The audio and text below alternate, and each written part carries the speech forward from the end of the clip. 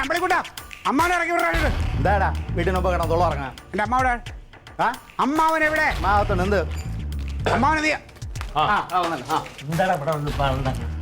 അമ്മാവ ഇതെന്ത് കോലാണ് അമ്മാവ? നീ എന്താ ഈ തങ്കപ്പെട്ട കുട്ടികളെ കുറിച്ച് എന്നോട് പറഞ്ഞു? നീ പറഞ്ഞു കേട്ടിട്ട് ഇവരെ പറ്റി ഞാൻ കനകനോട് എന്തൊക്കെയാണ് വിളിച്ചു പറഞ്ഞു? ഞാൻ ഇങ്ങനെ ദ്രോഹം ചെയ്യാൻ പാടില്ല. നീ എടാ അമ്മാവനെ വെള്ളം വാങ്ങിച്ചോട് നീ അങ്ങ് വശത്താക്കിയല്ലേ? ഓ എനിക്ക് പറക്കാതെ പോയ എന്റെ മക്കളാണ്. മക്കളാണ് വരും. പിന്നെ ഇതൊരുമാതിരി കോത്താഴത്തെ വേലയായി പോയി കേട്ടാ. നീ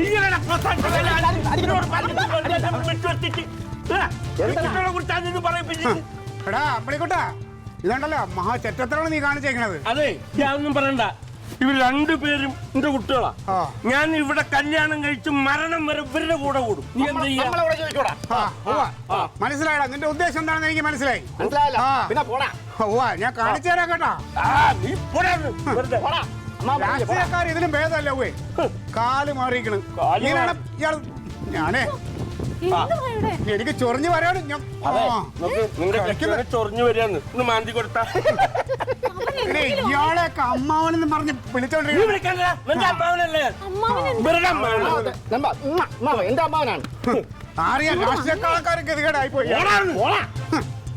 ഞാൻ ഇവിടെ ജീവിച്ചോടാ. ഞാളെ തമ്മിൽ തല്ലിക്കില്ല പണി. എന്താ പ്രശ്നം?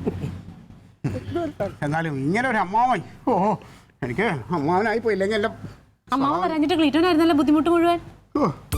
ബന്ധുക്കാരില്ല എന്ന് പറഞ്ഞ് കറിയായിരുന്നല്ലോ. ഒരു കാര്യമല്ലായിരുന്നു ഇപ്പോഴല്ലേ മനസ്സിലായത്. ഹിമാലയത്തിലും കാശിയിലും ഒക്കെ പോയി തപസ് ചെയ്യാൻ പോയ ആളിനെ വിളിച്ചു വരുത്തി ഇല കിടന്ന് പാമ്പിനെടുത്ത് ഇട്ടെന്ന് പറഞ്ഞ പോലെ ആയി. കുട്ടിയുടെ ഫോട്ടോ ഇല്ലേ? ആ കുട്ടിയോട് ഒന്ന് സംസാരിക്കണ്ട നമുക്ക് പറ്റി? പിന്നെ സംസാരിക്കാലോ. നമുക്ക്